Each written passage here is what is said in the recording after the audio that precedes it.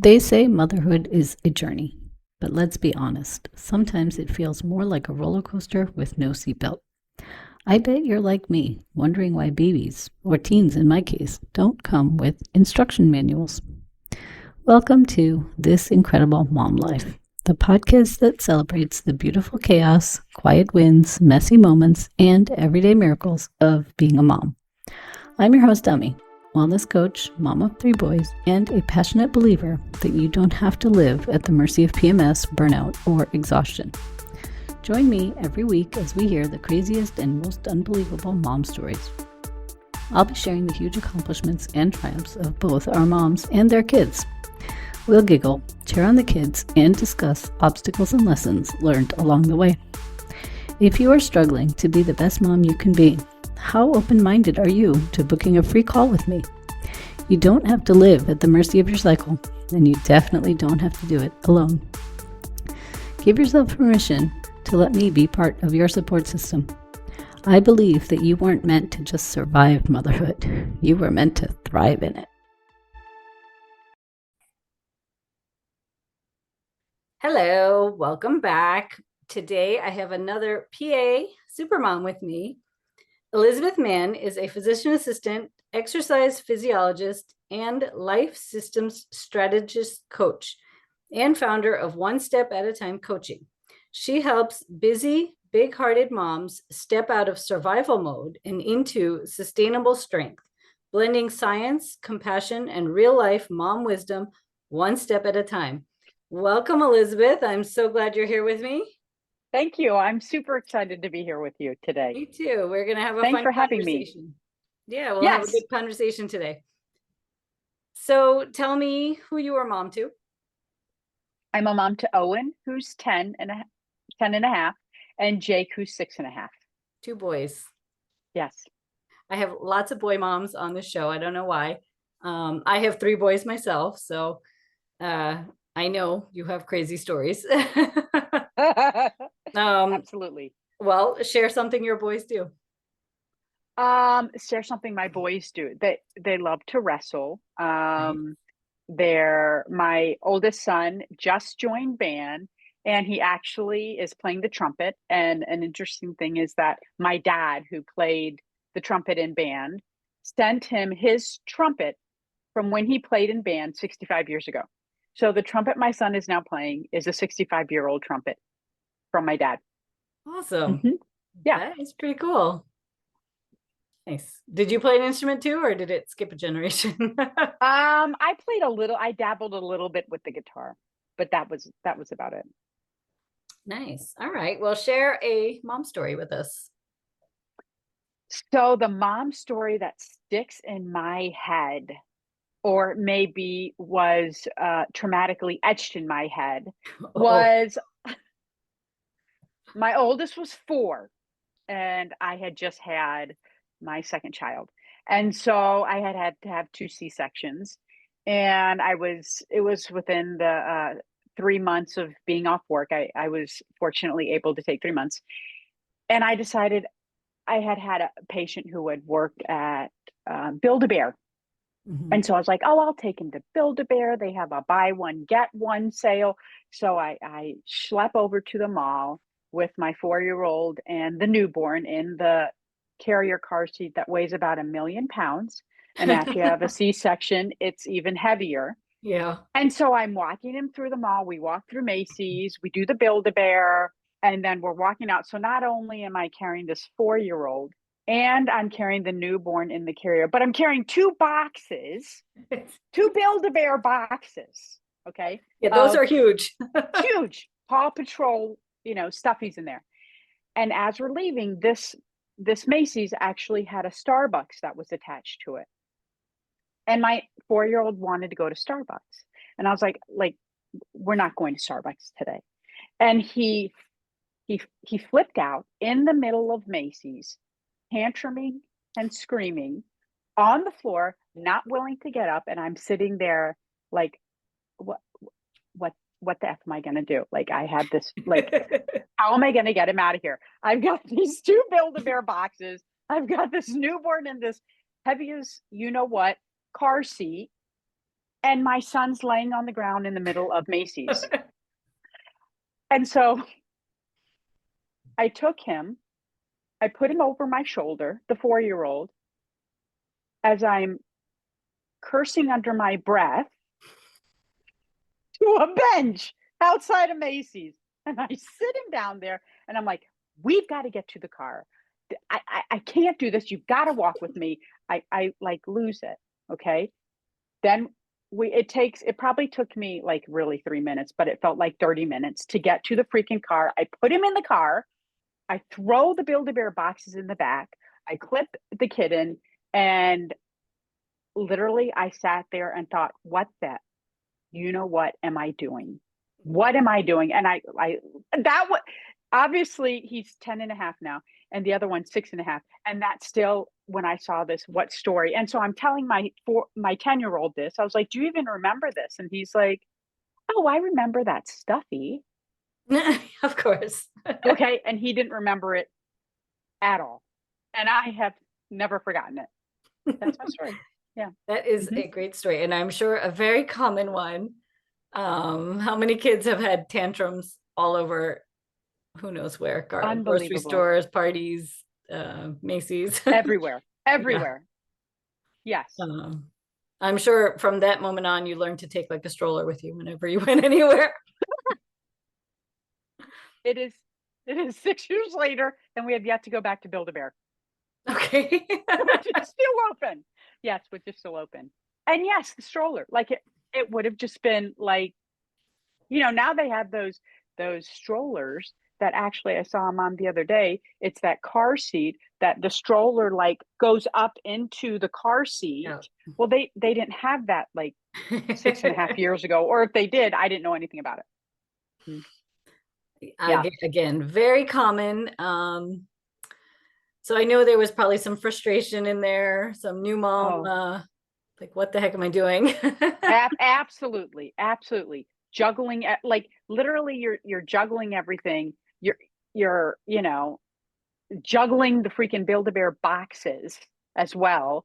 And, then you get embarrassed in the middle of the store because your kid's having this tantrum and you feel like all eyes are on you. And honestly, whenever I'm in a store and I see that, I literally put my hand on the mom and say, girl, you are not alone. I've been there, in solidarity. Yes. Because we've all been there. Mm-hmm. We've all been there. Yeah. All of us. Mm-hmm. Yes. Yeah, it's definitely an experience having a little one. And I had a toddler and a newborn, so I know exactly. Yours was at least 4. Mine was 2 when my newborn was born. So it is definitely interesting experience. Yes. Yes. All right. Well, how did you feel like when you went home that night and everything settled down? Did you feel accomplished, or did you feel like a failure? What was going on in your head that day? I realized that I needed help. Mm-hmm. I needed help. I needed help as a mom. I needed help as someone navigating 2 kids. Yep. And my wife is super helpful, super supportive, but I just didn't have the foundation growing up for that support. And then my wife ended up showing me about the Good Inside platform with Dr. Becky. And so that at the time, like, I don't know, I guess this is 6 years ago, that's what was out there that I knew about. I had read, some books, or I was working on sleep training too, all this kind of stuff with the newborn. And they weren't cutting it for me because it just wasn't, I needed something that I could like grab in the moment, to be able to help me in that split second that my kid's having the tantrum. What am I going to do to get to a place of safety, and then be able to debrief it, right? Put the fire out, right? Yeah. And so a really funny story is my wife was EOD in the Army, so explosive ordnance disposal, like a bomb tech. And we were sitting at the car one day, and I said, which was a harder job for you, being EOD in the Army or having kids? She looked at me and she said, having kids, because you never know when the bombs are going to go off. Yeah, exactly. I'll I mean, as a PA never too, forget I that. think being a mom is so much harder than Yes, yes, yes. So I'm glad that you realized early on that you did need support and help, because I feel like a yes, lot of moms don't even, they may need it, but they'll be like, no, no, no, I'm supposed to do this all by myself and I'm supposed to carry on and this and that. So I'm glad that you realized that and you got the help and support that you needed. That's awesome. yes, yes. Awesome. So we're going to switch gears a little bit. Tell us what you do as a life coach. So as a life coach, I call myself a life systems strategist because I feel like life is big with systems, and we have to find a system that's going to work for us in this moment in time, because life is always lifing. And when lifing is happening, everything's shifting and changing. And that means our systems have to shift and change as we do, or as our kids do, or as our jobs do, and what our job responsibilities are. And so that's really kind of where, I'm helping these brilliant, overwhelmed moms, maybe in medicine, maybe not in medicine. They're moving out of the survival mode and into systems that actually support their lives. And maybe they're in the perimenopause space as well, not to drain them. So, being a physician assistant and a life coach, we kind of know the science behind a lot of why things happen, and then coming up with a system that helps them get through the demands. So is it Work-life balance. more like setting routines, or is it how to manage list? So it can be actually, so I have a signature transformational system that I work with my clients with. And the first part is Serenity. That's the name of the first pillar, Nice. Serenity. So to get their nervous system more calm, to get them in a space where we can build upon. Because if our nervous system isn't calmed, nothing's going to move forward. So that's the first part of the pillar that I work with, is Serenity. And that maybe it's taking a 2-minute meditation. Maybe it's taking a 2-minute walk outside. Maybe it's going to the freaking bathroom in between a patient to just sit there and not do anything. That's the first part. Where can we find the calm? Yeah. So that's the, I think, most important part as a mom, that we don't actively seek out those moments, right? Unless we're trained to do so. We're actually taught to ignore them and just push through. Yes. Okay. And then I just lost my train of thought. Give me 1 second. So how do you help the moms step out of survival mode and into this sustainable strength? So with my 6-pillar framework, starting with Serenity, we're going to help them with restoring calmness inside. Yep. Really, I'm a big affirmations and mantras.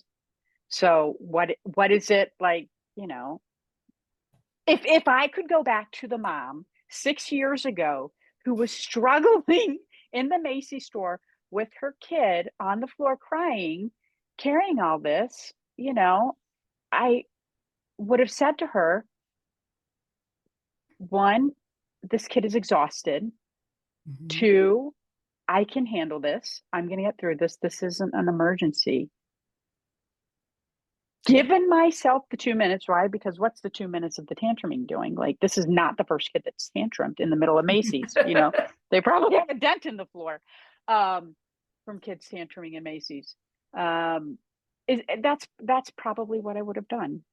Yeah. Is just, put my hand on my chest, because for some reason I feel like that a little bit of pressure is calming, and said, I can do this. I've got this. Yeah. And then I would have been in a more calmer space to kind of like walk them out. And so that's really kind of the first thing I do. Nice.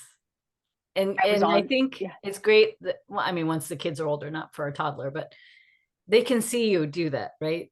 If you're in a stressful situation and you can calm yourself down and your kids see that, they also learn that. And I think that's so important yes, too for their own yes, well-being, right? absolutely. I was on a call with a client today, and she was discussing about her situation with her child who was 11, and she had to take a mom break. Yeah. I've, you know, I've said to my kids, I need to take a mom break, and we'll come back. And maybe it's a 2 or 3 minute break, but taking that break, Yep. getting myself in a better space so Yep. that I can be, and Yeah. sometimes, it is going into the bathroom, shutting the door and Yes. locking the Yes, door. it is. Yep. Hmm. And if that's what you need to calm down, then that's what you need, right? It's all good. So I love what you're doing to help women.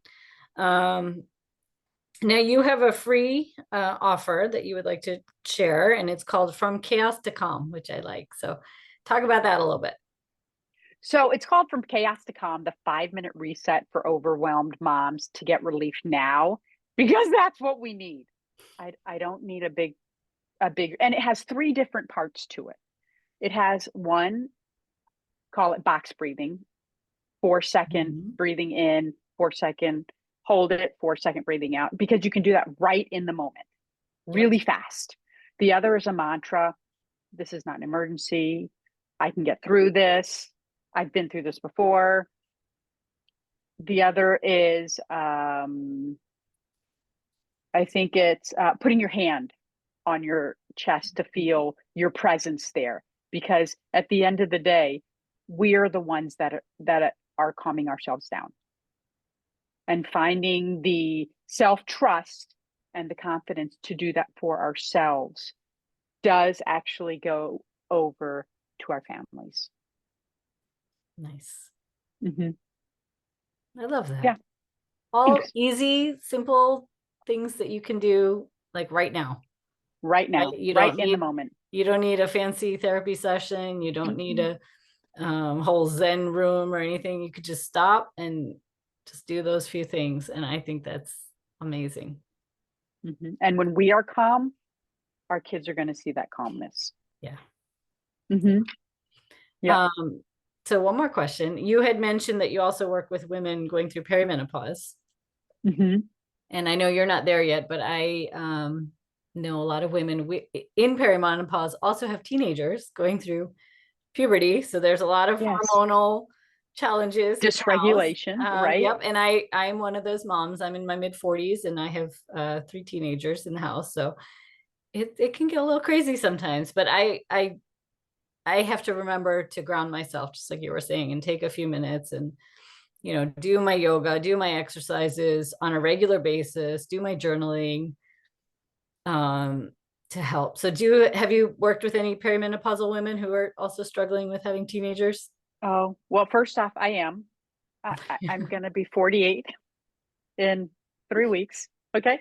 48 in 3 weeks. And so I was literally just at my doctor's today, and I was telling her about, like, how I was like, I don't know if I'm really having a hot flash or not. I went through IVF. And so I was on all the drugs with IVF. I was on Clomid, and yes, on Clomid, I did have hot flashes. Like, those were real. But, I'm laying in the bed and I'm waking up and I'm like, God, it's really hot. Oh, maybe it's just the covers, right? I'm like trying to come up with everything. My sleep is crap, okay, because I'm waking up and I'm like, oh, maybe it's because of this, that, or no. I think it's really freaking perimenopause, right? Mhm. And there, okay.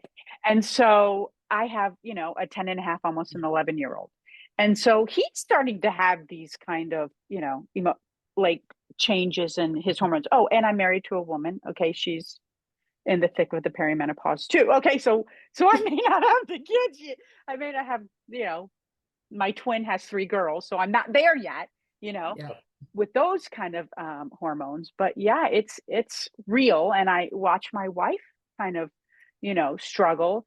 And I was like, this really is so real. What can we do as women thank God we're the Gen Xers now, and there's way more talk about it. But what can we do when our sleep is off and we're too tired to exercise because we hardly got any sleep? And yeah, oh, we're supposed to eat all this freaking protein, but I don't even want to eat a steak, but eat all this protein, protein, protein. I'm a big protein person. Okay. Yes, I am preaching 30 grams of protein with each meal, fiber. Yes, yes. Why? Because at the end of the day, when we are in this hormonal flux, we are having issues with our insulin. The more insulin that we produce, the more we're not going to sleep well, the more hot flashes we're going to have, the more we're going to feel like we got beat up overnight because we went to sleep, and we wake up and we're so achy we don't know what to do, right? Yeah. Yes. So I work with them a lot. I also do obesity medicine and Nice. metabolic health. And so I work with a lot of perimenopausal women. And the biggest thing I can say is we're all on this roller coaster together, and we're going to figure it out. And if one thing isn't working, we're going to switch and find something that does work. Yes. Awesome. I love that individualized approach, right? Because whatever works for one person won't work for the next lady. And it's not like a cookie cutter prescription that we could just give out. So no, I think you're doing some amazing work out there. Thanks. I think you are too. No, thank you. So tell me, where can people connect with you? So I am on Instagram at One Step at a Time Coaching 27. And I'm at onestepatatime.coaching.com. And that's number one with STEP. Nice. And I will put all of your links down in the show notes so people can find you and connect with you. And if there's a mom who's struggling and just needs some systems in her life, you'll be there to help her. That's right. That's right. Well, this was really fun. Thank you, Elizabeth, for joining me today. Thank you. It was wonderful. I appreciate it. You're doing a great job, and I love how you're getting the word out on PMS symptoms, because Lord knows I wish I had you when I was struggling with it. No one talks about it. Yeah. And people just kind of, you just accept it because this is part of being a woman. But, I've read your emails. I read you sent me some information, and I was like, oh my gosh, I wish I would have known this. Yeah. And it was so helpful. So I love what you are doing as well. We really, it really is, a village. It takes a village. And I'm glad that I'm in part of your village now. Oh, of course. I love that. All right. Well, thank you again. And you will hear from me again next week. Are you struggling to be the best mom you can be? Are you fatigued, overwhelmed, and stressed out? Are you losing precious time with your family because of PMS? If so, sign up for my free gift on how to start living in tune with your monthly cycle. The link to get it is in the show notes below. Use this guide to help you start to eliminate your symptoms of PMS, increase your energy, reduce stress, and fully enjoy this incredible mom life. The way I see it, you have 3 choices. You can try to figure it all out on your own. You can do nothing and stay where you are, or you can get the customized guidance you need to thrive as a mom. The choice is yours. Thanks for listening to today's episode. I hope you learned something from these stories. If you enjoyed this show, please make sure to subscribe, rate, review, and share this podcast. It really helps this show grow. If you have a mom story you would like to share, click on the link in the description below on becoming a podcast guest. Remember, the content on this podcast is for general information only. It does not replace any medical advice given by your healthcare providers. Please check with your doctor if you have any questions about your specific condition and before starting any new diet or exercise regimen. Thank you, and you will hear from me soon.